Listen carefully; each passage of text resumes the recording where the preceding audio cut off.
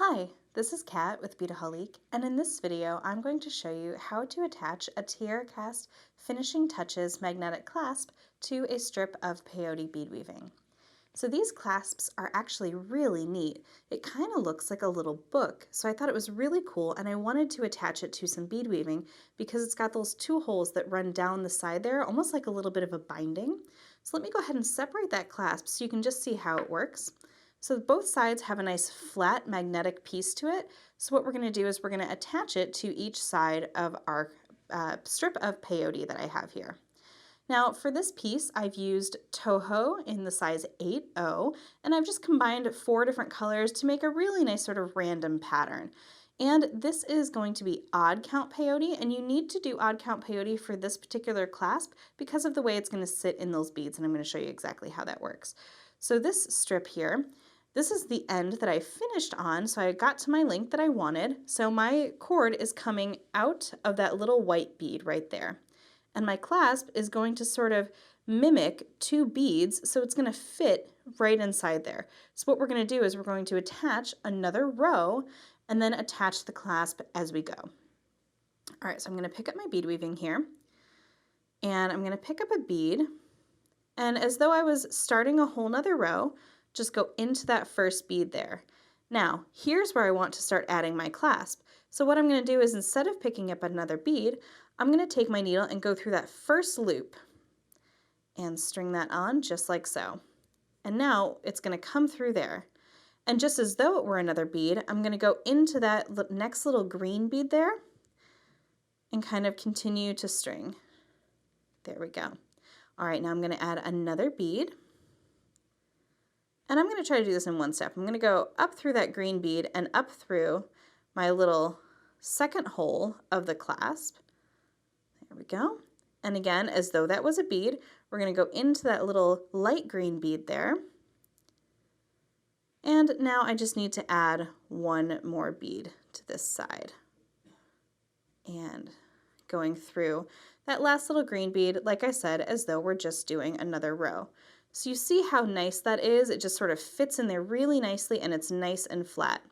Now, because this is a very strong magnetic clasp, I recommend you kind of turn your thread around and sort of go through that maybe one more time. So the rule of thumb about peyote is that as long as you stay along your thread path, you can move about your bead weaving and really reinforce any section that you might need to. And this goes the same with tying off your thread. So you can see you can kind of catch maybe 2 beads at once. I'm just sort of going through again that little clasp there. And because these beads are so large, you can go through a few times. Now, again, my thread that I'm using is the Fire Line. It's a 6 pound. So this is going to be nice and strong for me. And I'm just going to go through that last bead one more time. And now I feel that that's in there twice, so I'm giving it just a little tug just to kind of test and make sure it doesn't start to pull on me. But what I want to do now is I want to just tie off my thread. So again, I'm just turning around and just following that thread path that I was sort of naturally on there. Now you can go back and forth a couple of times until no more thread will fit in there, but I'm just going to go ahead and tie off my thread. And what I'm doing is I'm just going underneath one of those little beads there to catch a little thread path, coming down and just tying a little knot, just like so. And then I'm just going to continue, and I'm going to do that once more. I like to do 2 knots. For me, it's just security, especially when you are putting stress on that magnetic clasp. It just works for me, but please do whatever works for you. And then go down through a couple of beads, and I'm ready to cut off my thread. So what I'm going to do is I'm actually going to use my little thread zap here. So I'm just going to remove the little safety, press up my little indicator here, and that's going to heat up on the end. And then I can just come in and zap off my thread. There we go. All right, so now I'm just going to remove that needle, and I'm going to show you how to do the other side. It is a little bit different. So let's go ahead and flip this around. Now the big thing to think about when you're doing a magnetic clasp is make sure that when you clasp it, it is actually going to clasp properly. So when you're looking at it, you're going to be looking at a different side of it. So we're going to have that magnetic side kind of facing up. All right, now I'm going to flip this over which means I'm going to flip this over because I just like to work this way. It's just a personal thing. But when you start your peyote, it's coming out the side here as opposed to coming through that. So what we need to do is we need to add our needle back onto this side of the thread.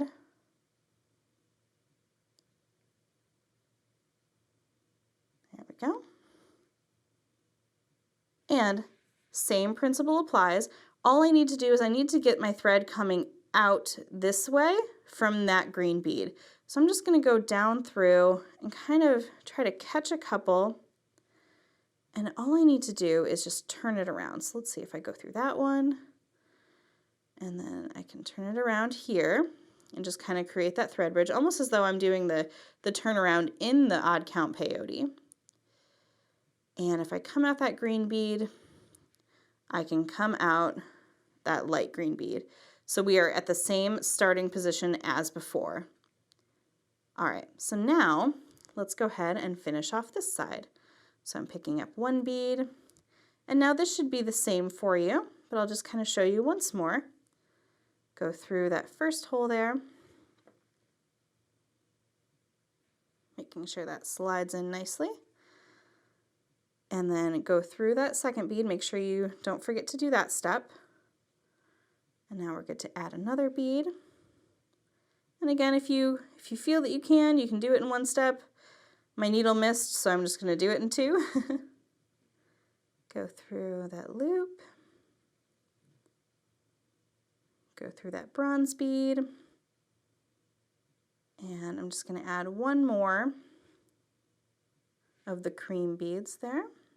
No, like I said, I just did a random pattern. I just really liked these 4 colors together, and my main focus was I just didn't want to have any 2 colors touching. So that's sort of how I wanted to do this pattern, but it sort of is completely random. But that's sort of the only principle I was going off of, was I just didn't want to have any 2 beads that were the same color touching each other.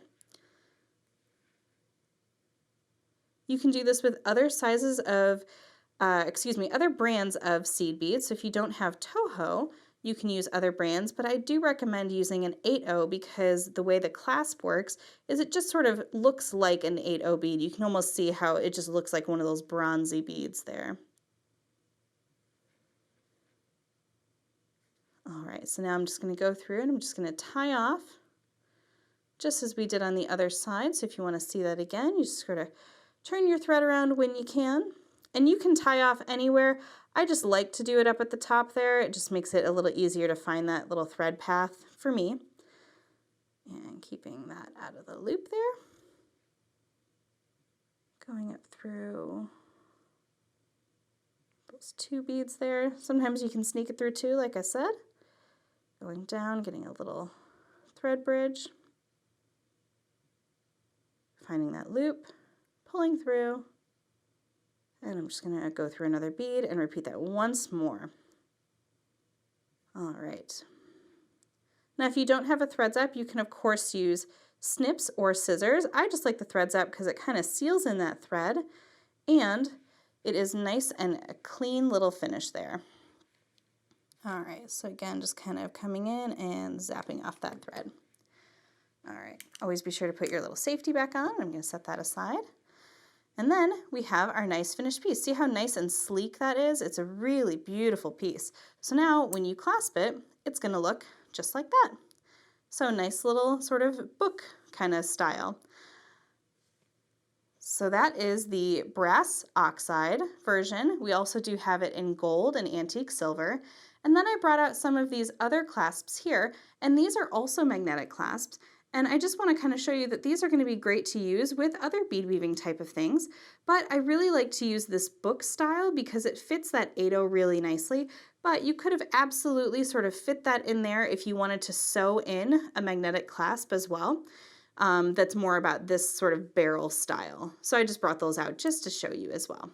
So we have lots of different options, and you can get all of these supplies and see the full tutorial by heading over to Beadaholique.com.